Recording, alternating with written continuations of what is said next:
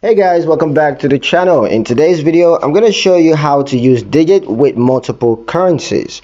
Managing savings in multiple currencies can be tricky, but Digit helps to simplify the process. So let me show you how to do it. First, make sure that your linked bank accounts are set up with the correct currency information.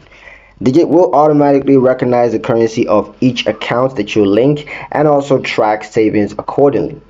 When setting saving goals, you can create goals in different currencies to match your accounts or expenses. The app converts and displays your total savings in your primary currency, which of course gives you a clear picture overall. You can also monitor individual savings goals by, of course, their original currencies to keep things, more organized. Using Digit with multiple currencies is ideal if you travel often and have accounts abroad, or you probably just want to save in different currencies. This feature helps you to stay financially organized across borders with ease.